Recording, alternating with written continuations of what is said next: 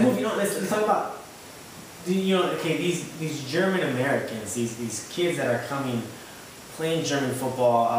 Of course, Clint's been smart enough to think, hey, let's try to get some of these guys who have dual citizenship. Are these kids making a difference? Are they making a difference? And are they bringing in some ideas, some play, some professionalism that maybe some of the guys that are brought up here in the U.S. don't have? I want to make 2 points. One, it's a different culture in Germany in terms of football. It's different than the American style, the American culture, and I think they're bringing that into camp, and it's making it a lot more competitive for people to get spots. That's number one. Number two, it's a wild card, man. He's throwing in styles that we've never seen. You know what I mean? And as far as the U.S. national team goes, you know what I mean? So yeah, they've it seems like everyone has a good relationship. It seems like the players have accepted these German players, and man, I'm all for it, man. If they're gonna make the team better, that's exactly what I think. If they're gonna make the team better, if we're gonna improve, why not take those things? I think it's a lot better for the system. I know some people may be like, these aren't real Americans. Hey, but the rest of the world has done it. Some guys have brought in people from other countries. It just happens. You nationalize them and you bring them in, and if they can help the team, if they can help produce. Look, man. If it's up to the players, you know what I mean. If you really wanted that bad, then work hard and get on the national team. So let's go back to the victory itself. The victory brought in. If you see the game, was this more of a Klinsmann doing his work and putting a team out there that played his style of football, or did you see more like of a Bob Bradley victory where his guys kind of just hunkered down and got a result? Really, like, think about it. Me seeing the game, I think. Sorry to cut you off, man. Look, but look, I don't think that Bob Bradley has anything to do when it comes to because like U.S. has been a lot smarter with the ball, starting from the back, man. We're the offside trap. When have they ever played the offside against Ghana? If they would have played that offside trap in the World Cup, that guy would have been so off. Of course, if Ricardo Clark wasn't playing, he'd still be in this. Listen. I'm just saying. I'm just playing out. It's all the credit should go to Clinton right now. He got his few losses and he took it like a man and said, you know what? We're not going to win the World Cup. I am not selling you that. I'm going to sell you building a program. Yeah, and he's been doing it. And if anybody knows football, if anybody really knows football and looks at the team 6 months ago and looks at the team now, I mean, whether we're not getting blowout wins, but we're controlling we're controlling the tempo of the game. We're getting a lot of really good touches. We're keeping the ball a lot more, and we're not getting scored on in the first 10 minutes. I was gonna bring that up. It feels good not being scored on in the first 15 minutes of the game, because it feels good to win 1-0 in Italy, my man. You know what I mean? Yeah, because thinking about it now, like, we used to get. It was tough watching the U.S. game. And the past 2 or 3 years where we got scored on the first couple minutes of the game, and you play from behind and you play that role of, can we be the cardiac kids and bring it back, and it's to be one of the top elite teams or to perform at a top level. You can't let up goal like that. You can't be down 1-0. You have to basically enforce your own play. I'm sorry to cut you off again, but you know what I love about Clinzy? That he's not trying to sell you on a championship winning team. He's trying to sell you on a team that's going to progress and from level A to level Z. I think he's selling us on a style of play, like a different on football. Like, you know what I mean? Like on I guess you can say European style or whatever you want to call it. But for what football really is, you know what I mean? In terms of tactics, physical, mental.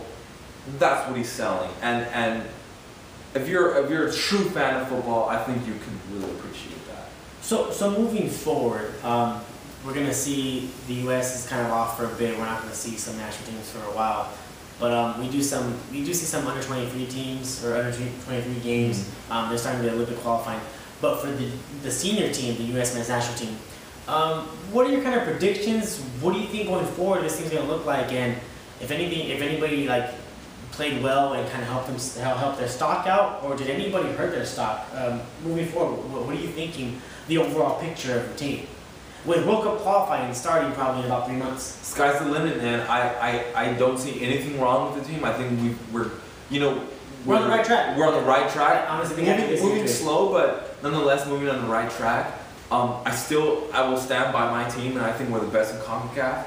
Mexico has a great squad. Costa Rica, great squad. Panama, great squad. But let's back up to that. The same day the U.S. national team beat Italy, the under 23 team beat Mexico's under 23 team, and played very well. So it kind of, for a while I was thinking, has Mexico really kind of just leapfrogged over us as far as the youth and all national team and every aspect?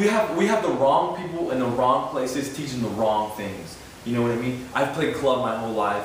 I'm from SoCal, and a lot of the people out there teaching football or soccer aren't really teaching soccer.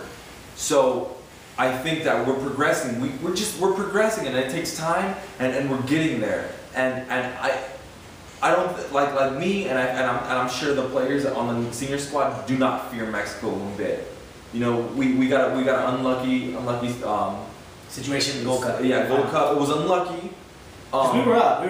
But we're trust me. We're gonna be there, and I think we're the best in CONCACAF, and we haven't showed anything yet.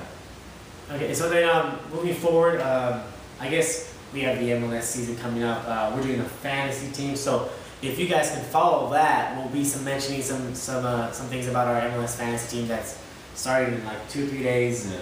I know this guy's been getting some crap about not doing his thing sooner, and I've been trying to teach him how to do it.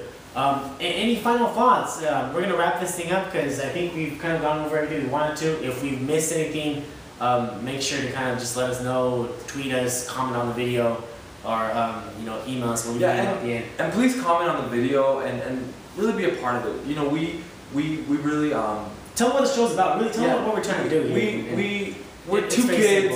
We're two kids from California. We don't get paid for this. We just love it. We have a passion for it, and it's basically every time you and I get together. Yeah, that's all we kind of really talk about. And this is. Otherwise, I wouldn't talk to this guy, this sucker over here. But I mean, support us. We'll support you. You have ideas. You don't agree with us. That's fine. We welcome bad, good, medium energy. We're here for you, and I mean. So the way you can reach us, the show itself has its own Twitter kind of sort of name. It's at SNS Soccer Show at twitter.com. My own handle is C_Reyes12. Nate's over here is at AbeNate. ABENATE. Yeah, pretty much. And then the email, if you want to shoot us an email, write a long thing if you want. Tell us we suck. It's cool. I don't care. You can SNSsoccershow@gmail.com. Of course, the video will be on YouTube. Comment on the video, like it, hate it. Provide some feedback. We'll try to respond to anything that you guys give us.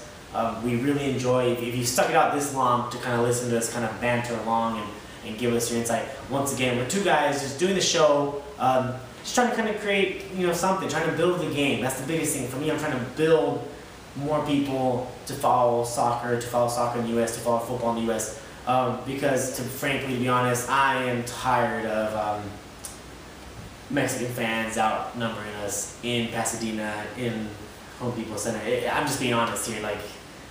This is. And the thing is, we're Mexican. We're Mexican American. So once again, we get a lot of stick for being U.S. fans, but from our own families. But we are passionate, and we appreciate the following. So once again, you have our information. Tweet us, comment, email.